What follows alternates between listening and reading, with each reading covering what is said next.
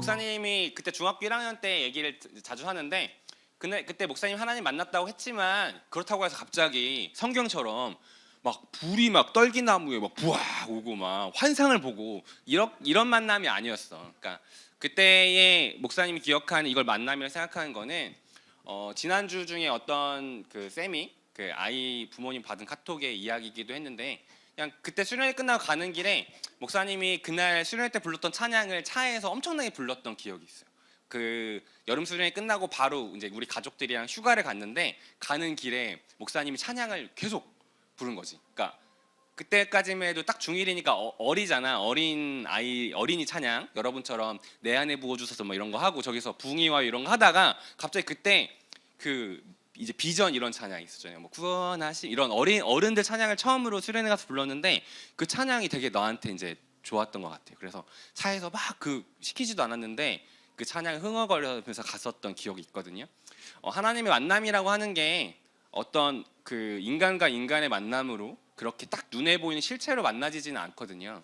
근데 무언가가 더 내 마음이 열리고 그때 들렸던 찬양인데 찬양이 조금 더 그 가사들이 기억나고 그때 함께 찬양했었던 것들이 기쁘고 기도할 때 무언가는 모르겠지만 하나님을 향해 찾고 싶은 마음이 들고 여러분이 하나님을 향해 만나고 싶어요 라는 마음으로 고백을 했다면 그러면 이미 하나님 만난 거예요.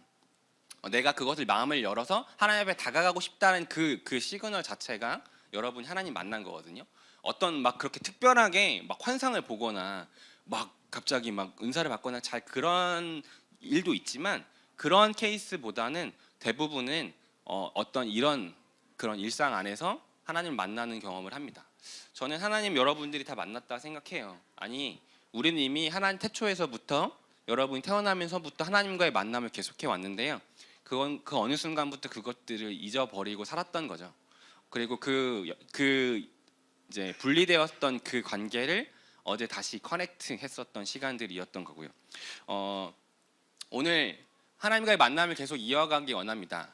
그 여기 안에 있는 플러그 전원을 공급하면 TV가 나오잖아요. 근데 이 전원을 딱 꼽는 순간 다시 플러그 그 TV는 나오지 않죠. 하나님과의 관계도 마찬가지예요. 인간의 관계도 마찬가지잖아요. 우리가 아무리 오늘같이 친했는데 오늘 남이 될 수도 있잖아요. 오늘 원수가 될 수도 있죠. 관계라고 하는 거는 어느 순간에 우리 넌 나랑 베프야 끝. 우린 평생 그렇게 가지 않거든요. 관계라고 하는 거는 계속해서 해가는 거잖아요. 그러니까 현재형이에요. 하나님과의 관계도 마찬가지입니다. 그러니까 제가 어제도 말했지만 여름 수련회 때 뜨겁게 하나님 만났다, 하나님 찾았다, 거기서 끝은 아니에요. 거기서 시작인 거죠. 하나님과의 관계는 계속 ing인 거예요. 사람과의 관계도 마찬가지인 것처럼요. 여러분이 오늘 이 순간에 또 하나님을 찾기를 바래요. 오늘 이 순간에 또 하나님을 만나기를 소망하는 마음으로 찾기를 바랍니다. 그럴 때 그 하나님과의 그 커넥팅이 계속해서 이루어지는 거예요. 오늘 그 은혜가 있기를 소망합니다. 아멘. 오늘도 하나님과 계속해서 만남을 이어갈 거죠? 네, 아멘. 네, 오늘 또 계속해서 우리가 하나님 안에서 주신 말씀 안에서 관계를 이어가기를 소망합니다. 그 속담인데요. 한번 띄워주세요. 자막. 네, 빨리 가려면 혼자 가고 멀리 가려면 함께 가라라는 속담이 있습니다. 뭐 아프리카 속담이라고 하는데 이 속담 들어봤나요? 네, 그 이 속담이 사실임을 보여주는 그 동물이 있어요. 이 빨리 가려면 혼자 가고 멀리 가려면 함께 가라는 속담을 보여주는 동물이 있거든요. 여러분 그 새 중에서 제일 빨리 나르는 새가 어떤 새인지 아세요? 이거 이거 안 보여주세요. 네, 제일 빨리 나르는 새. 송골매? 아니야. 송골매 잽도 안 되지. 알바토로스 약간 비빌 수 있지만 아니에요. 진짜 빨리 나르는 새. 철새 약간 비슷한데 그 중에서 기러기 아니고요. 군함조란 새예요. 군함조 새 알아요? 군함조란 새 들어본 사람. 이 새가 알아? 오 대단한데. 자세히 몰라. 알려줄게. 군함조란 새가 이 세상에서 제일 빨리 나르는데 몇 킬로로 나를까? 100킬로? 80킬로? 에이, 뭐 140? 아이, 잽도 안 되지. 200? 200? 네. 300. 네. 우리 여기 생물과 나오신 분 없으세요, 선생님? 생물 전공. 자연과학 없으시죠? 네. 400km. 시속 400km로 나른답니다. 군함조는 시속 400km. 400km면 비행기인가요? 김성민 쌤 400km면 뭐보다요? 너 조용히 해봐. 뒤에 부르면 전문가한테 물어보고 있잖아. 뭐보다 빠르다고요? 소리요? 아니 시속 400km 맞는데? 시속 400. 시속 400km래요. 시속 400km 나르고 잽도 안 돼. 그 우리가 진짜 빠르다고 하는 그 독수리가 250 정도 나른대요. 시속. 그리고 네 맞는데 잠시만. 네 찾아봤는데 구남조. 네. 시속 400. 아무튼 제일 빠르대. 제일 빨라. 엄청 빨라. 그 우리나라 이 구남조를 마스코트로 쓰고 있는 프로축구 팀이 있어요. 어디? 연민 어디? 이 어디? 아니야 우리나라. 아니야. 새 어디야 우리나라? 그 프로축구단 중에 경남 FC의 마스코트가 구남조래요. 야 알았죠? 내 목사님이 좋은 거 알려줬다. 거기가 구남조가 마스코트래요. 이 새는 제일 빨리 나르는 새예요. 근데 이 새가 구남조가 한 번에 비행을 하면 얼만큼까지 날아갈 수 있냐면 1,500km까지 나를 수가 있대요. 1,500km 맞아요. 1,500km 맞아요. 엄청나게 많이 나르잖아. 근데 얘가 혼자 가면 혼자 날아가. 얘는 1,500km 날아가요. 근데 얘보다 훨씬 멀리 한 번에 비행하는 새가 있어요. 그 새가 누구냐면 넘겨주시면 이 새예요. 이 새. 어떤 새냐면 철새 중에 하나인데 큰 뒷부리도요라는 새예요. 넘겨주세요. 아마 뒤에 나와 있을 거예요. 자세히 생각. 얘예요. 얘인데 얘가 큰 빗부리도요. 도요새라는 걸 아는구나. 목사님 처음 알았어. 이 새인데요. 이 새가 지구상에서 제일 멀리 날아가는 새예요. 제일 비행을 멀리 해요. 어디 정도냐면 이 새는 뉴질랜드에서 이륙을 시작해서 우리나라 낙동강까지 논스톱으로 올라옵니다. 7일 동안 날아서 한 번도 쉬지 않고 뭐 잠도 자지 않고 쭉 비행을 해서 우리나라 낙동강까지 한 번에 와요. 우리 서윤 쌤이 있는 데가 뉴질랜드인데 거기서 이 새 타면 한 번에 날아올 수 있어요. 그래서 이 새 타고 오면 돼요. 이 새처럼 한 번에 오는데 이 새는 한 번에 얼마큼 나르냐면 아까 구남도가 얼마큼 날아간다고 했어? 한 번에 1,500km. 근데 얘는 얼마큼 나를까? 뉴질랜드에서 우리나라까지 몇 킬로야? 네? 17km요? 6, 7천이요? 10,000km래요. 10,000km. 10,000km를 한 번에 날아올 수 있대요. 그리고 넘겨주면 이 새가 돌아요. 철새니까 새가 이제 도는데 우리나라는 약간 중간 그 허브 같은데요. 낙동강에 이제 정착해가지고 며칠 동안 쉬고 먹이 좀 먹고 알래스카까지 8,000km를 다시 날아가요. 쭉 날아간 다음에 거기서 조금 밥 먹고 놀다가 그 다음에 다시 뉴질랜드까지 다시 날아가요. 15일 동안 비행을 논스톱을 하는데 12,000km를 날아간대요. 대단하죠. 네, 엄청나게 멀리 가는 새입니다. 그래서 이 새에 대한 연구가 계속해서 되고 있어요. 도대체 이 새가 어떻게 이렇게 한 번에 오랫동안 멀리 비행할 수 있을까에 대해서 학자들이 계속해서 연구를 하고 있대요. 그래서 여러 가지 그 비결들 현재까지 나온 것들이 있는데 그 중에서 가장 특이점, 그러니까 그 발견된 비행의 비결의 하나는 뭐냐면 다음 장에 나오는데 뭐냐면 저 V자 비행이에요. 들어봤죠? 그 철새들이 저렇게 V자로 비행을 하거든요. 그러면 맨 앞에 있는 이제 그 대장새가 있고 뒤쪽으로 V자를 그리면서 비행을 해가요. 그러면 선두에는 이제 리더가 있는데 그럼 뒤에 있는 새들은 약 70%의 힘만으로 날아갈 수가 있대요. 그럼 앞에 있는 새를 쭉 끌고 가고. 근데 포인트는 뭐냐면 이 앞에 있는 새는 한 새가 10,000km를 계속해서 날아가는 게 아니에요. 가다가 바꿔요. 그러니까 본인이 지치면 옆에 있는 새랑 바꿉니다. 그렇게 서로 계속 위치를 이렇게 포지셔닝을 바꿔줘요. 그래서 한 명이 끌고 가다가 좀 지치면 다시 뒤로 오고 또 뒤에 있는 새가 다시 앞으로 오고 이렇게 바꾼대요. 뭐 이렇게 비행하는 게 무슨 뭐 공기 저항이 어쩌고 저쩌고 목사님이 아무리 그 글을 읽어도 목사님이 이해할 수 없는 글이었어요. 나중에 김성민 쌤이 좀 나중에 우리 기상 전문가니까 처음에 뭐 공기가 뭐 어떻게 해서 뭐 어떻게 하는데 아무튼 그 요약은 저렇게 날아가는 게 오래 날아갈 수 있는 비결 중에 하나다라고 이야기합니다. 여러분 이게 아까 말한 것처럼 제일 빨리 나르는 새, 제일 멀리 날아가는 그 구남도는 한 번에 1,200km를 날아가요. 엄청 엄청 시속 400km로 가죠. 이것만도 대단한 일이긴 한데요. 근데 이 새는 혼자서는 10,000km는 갈 수 없어요. 근데 그 군함도가 혼자 갈 때 가는 거리의 10배를 이제 이 그 큰빛 불이 도요라는 새는 하는 거죠. 근데 그게 혼자서는 불가능하고 자기의 그 무리를 지어서 가면 가능해지는 거예요. 여러분, 이처럼 혼자서는 불가능한 일을요 또 함께 해나가는 동물들이 있어요. 어떤 동물이냐면 잘 아실 거예요. 뭐냐면 황제 펭귄이에요. 황제 펭귄 들어봤어요? 이 펭귄이에요. 다 아는 거야, 아는 척 하는 거야. 그래서 리액션도 고마워. 그래서 배우지. 그래서 니네 때는 배우는 것 같은데 형들 때는 까먹어. 공부할 게 많거든.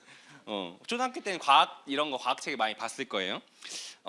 여러분, 이 황제 펭귄이 그 산란기가 되면은 어떤 그 물범같이 자기들의 천적을 피해서 천적들이 없는 엄청나게 추운 곳으로 이동을 한대요. 거기서 이제 알을 낳는 거죠. 근데 펭귄 자체가 엄청나게 추운 데에 서식하는 동물이지만 그럼에도 불구하고 그들이 찾아가는 곳은 보통 어느 정도냐면 평균 기온이 영하 50도 그리고 시속 110km의 눈보라가 이제 몰아치는 곳이래요. 그러니까 이 펭귄도 견디기가 너무 쉽지 않은 기상 조건에 이제 가는 거죠. 근데 그런 조건이어야만 다른 자기들의 천적들도 이제 쉽게 못 오니까요. 근데 그런데 가서 알을 낳는데 아무리 자기도 겨울철에 그런 서식하는 동물이지만 이 날씨는 본인도 견디기가 너무 힘든 날씨예요. 그래서 죽기도 합니다. 그곳에서 알을 낳다가 죽기도 하는데 이 황제 펭귄들이 그곳에서 알을 낳기 위해서 고안해낸 방법이 있어요. 그게 뭘까요? 뭉치는 거. 근데 뭐라고요? 맞아요. 허들링이라고 해요. 뭐냐면 이렇게 어깨를 서로 대고 원을 만드는 거예요. 원을 만들어서 바깥쪽에 펭귄이 무리를 지고요. 그 안에 펭귄들이 들어와 있어요. 그러면 이 원 바깥과 안쪽의 기온 차이가 약 10도 정도 차이가 난대요. 그래서 안쪽에 있는 펭귄들이 쉬면서 체온을 유지하면서 이제 버티고 있고 바깥에서 그것들을 막아주는 거죠. 이제 그러다가 넘겨주시면 그 화들링 장면이 나와요. 이렇게 이제 하는 거예요. 그러다가 바깥쪽에 있는 펭귄들이 너무 춥고 지쳐서 체력이 떨어지면 어떻게 할까요? 바꿔요. 안쪽으로 그들이 들어오고 바깥쪽으로 다시 안쪽에 있는 펭귄들이 나와요. 그렇게 해서 이 추운 계절을 견딥니다. 그렇게 하면서 산란기 알을 낳을 때까지 버티는 거예요. 이걸 아까 말한 것처럼 뭐라고 하냐면 허들링이라고 해요. 넘겨주세요. 허들링이란 표현입니다. 사전에 나와 있어요. 허들링. 우리 고동현 선교사님 어제 온 선교사님이랑 우리 이제 2주에 한 번씩 하는 농구 뭐예요? 그 이름이 뭐예요? 농구 허들이라고 하잖아요. 여러분 그 농구 허들 뜻이 뭔지 알아요? 알았어요? 그게 이 허들이 아니에요. 그 허들이 아니고 이음이에요. 농구 허들이 우리가 농구 장애물 넘자 이런 의미로 그 허들링이라고 하시는 게 아니고 이 의미예요. 허들링. 어떤 거냐면 서로가 어깨를 맞대고 함께 서는 거. 그게 허들링입니다. 그렇게 해서 추운 날씨를 이겨내고 혼자서는 불가능한 거리를 날아가는 게 바로 허들링이에요. 여러분 우리에게도 이런 허들링이 필요해요. 목사님이 늘 이야기하지만 철새들이 먼 거리를 갈 때나 펭귄들이 추위에 견디는 데만 이 허들링이 필요한 게 아니에요. 우리는 불과 1년 전만 해도 어디서 예배 드렸어요? 1년 전에 우리 어디서 예배 드렸어요? 집에서 예배 드렸잖아요. 집에서. 지금 2월 달이잖아요. 집에서 예배 온라인으로 줌으로 예배 드렸잖아요. 2년 반 동안 우리가 줌으로 온라인으로 예배를 드렸어요. 그럴 때 그 2년 반 동안 벌써 까먹었지만 그때 우리의 매주마다 하던 기도 제목 뭐였어요? 1순위? 모여서 예배 드리는 거였잖아요. 모든 교회가 전 세계 모든 교회의 기도 제목 1순위가 뭐였어요? 다시 모여서 예배할 수 있게 해달라는 게 기도 제목이었어요. 사실 우리는 그 응답을 지금 누리고 있는 거거든요. 벌써 우리 까먹었죠. 그때만 해도 모여서 예배 드리는 게 얼마나 소중한구나를 절실하게 느끼면서 주님 제발 다시 모여서 예배할 수 있게 해주세요를 간절히 기도했는데 그게 오늘날 우리 이제 현실을 누리고 있는데 다시 이게 무감각해진 거죠. 당연해진 거죠. 여러분 2년 반 동안 온라인으로 예배 드렸어요. 편했죠. 그럼에도 불구하고 또다시 우리를 모이기를 계속 기도했어요. 왜요? 온라인으로 아무리 우리가 그렇게 편리해진 그런 시대에 살고 있지만 그럼에도 불구하고 누군가의 만남, 누군가 함께하는 것은 채워질 수 없는 부분이기 때문이에요. 공동체가 얼마나 소중한지, 이렇게 함께 모여서 예배할 때 그 시너지가 얼마나 큰지를 우리는 2년 반 동안 이것들을 하지 못함으로 인해서 절실하게 느꼈어요. 그런데 벌써 그걸 까먹고 익숙함이 되어버린 거죠. 그 작년 쌤들 기억하실지 모르겠지만 부활절에 우리 교회가 거의 처음으로 오프라인을 다시 열어서 예배를 드렸거든요. 그때 정말 많은 성도님들이 우시고 우리 담임 목사님도 우시고 뭐 다 감격에 우셨죠. 작년 여름에 처음 우리 수련할 때 어땠어요? 너무 감격에 차서 막 눈물을 흘리셨죠. 이번에도 감격이 있었어요. 근데 이게 반복되고 익숙화되고 루틴화되면 어느 순간 그것들이 무뎌지겠죠. 여러분, 근데 지금의 이 반복되는 이 모임 가운데 진짜 은혜가 있는 거잖아요. 이걸 우리가 사모했던 거고 그게 지금 우리의 기도의 응답인 거잖아요. 여러분, 우리가 함께 모여 예배하는 건요, 우리가 2년 반 동안 그걸 하지 않음으로 느꼈어요. 얼마나 여기 온풍기 좀 꺼주시겠어요? 네. 저도 덥고 뒤에도 더하고 정말 필요한 일이었잖아요. 하나님을 믿고 살아가는 게 나 예배 혼자 잘 드리면 되는 줄 알았는데 그게 아니구나 라는 거죠. 근데 그게 오늘 말씀에 나와요. 오늘 말씀에 보면 오늘 말씀 16절에 보면 그렇게 얘기하는 거예요. 서로가 각 마디를 통하여 연결되고 결합된다 라고 이야기해요. 이 개역개정에 보면 뭐라고 나오냐면 각 마디가 서로 연결되고 결합되어 영향을 받음으로 라고 이야기하거든요. 우린 서로 영향을 받아요. 서로가 함께 공급하고 주고받음을 통해서 우리의 신앙을 세워가는 거예요. 공동체로 모이는 이유는요, 하나님이 우리를 이렇게 모으라고 하셨으니까도 있지만 더 중요한 본질적인 나의 관점에서 이유는 뭐냐면요, 공동체 안에 있을 때 내가 유익이 있는 거예요. 공동체 안에 있을 때 내가 하나님 앞에 온전히 설 수 있어요. 느꼈잖아요. 2년 반 동안 절대 온라인으로 그게 혼자서는 잘 안 된다는 걸 느꼈잖아요. 그래서 다시 모인 거잖아요. 여러분, 우리에게 이런 허들이 필요해요. 이 허들이 필요한 거에 대한 구체적인 또 하나의 이유는 뭐냐면 작년에 왔던 조미든 목사님 기억하죠? 이단 사역하시는 그 목사님이 이단에 빠지지 않는 거에 중요한 방법을 이야기하셨어요. 그게 뭐냐면 공동체예요. 이단에 100% 빠지는 첫 번째 1순위 타겟은 누구냐면 신앙은 있지만 공동체 안에 소속되어 있지 않은 사람이에요. 신앙은 있지만 공동체 안에서 무언가가 느슨한 연대를 가지고 있는 사람이 무조건 1순위의 타겟이에요. 반대로 말하면 공동체 안에 연결이 끈끈하게 되어 있는 사람은 그 어떤 이단도 쉽게 침투하지 못해요. 목사님과 연결돼 있고 쌤들과 연결돼 있고 여러분 안에서의 관계가 끈끈하게 네트워킹이 막혀 있으면 그러면 어느 누구의 이단도 들어오지 않아요. 왜냐하면 이단이 한 첫 번째 수법이 뭐냐면 야, 너가 지금 나랑 성경 공부하는 거 절대로 알리지 마. 절대. 라는 거죠. 근데 반대로 말하면 내가 이렇게 친한데 비밀이 어디 있어? 내가 누군가 뭐 하는 일, 일상에 대한 공유가 다 되고 있는데 그걸 어떻게 비밀로 할 수 있겠어? 불가능한 일이죠. 두 번째로 신앙의 허들이 중요한 이유는 뭐냐면 불가능한 걸 가능케 해요. 혼자서 불가능한 믿음의 일을요, 함께 함으로 가능합니다. 오늘 읽은 에베소서 4장 15절에서 16절이 이를 말씀합니다. 우리 15절, 16절 말씀 다시 한번 같이 읽겠습니다. 시작. 사랑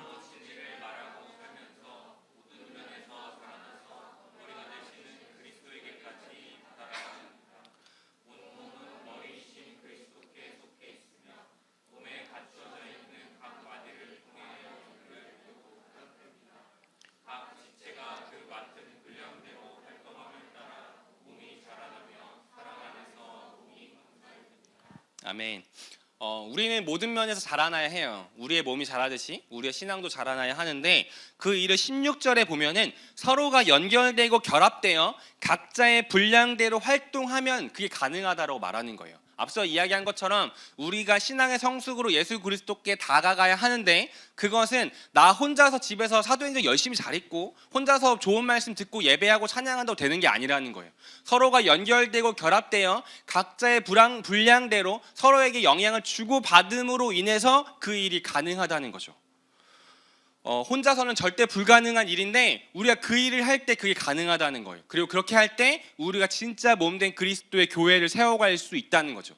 높은 뜻 우신교회는 여러분 외에 어떤 누군가가 아니에요. 높은 뜻 우신교회는 여러분이 존재하지 않은 무언가 불특정 건물이나 누군가가 아니에요.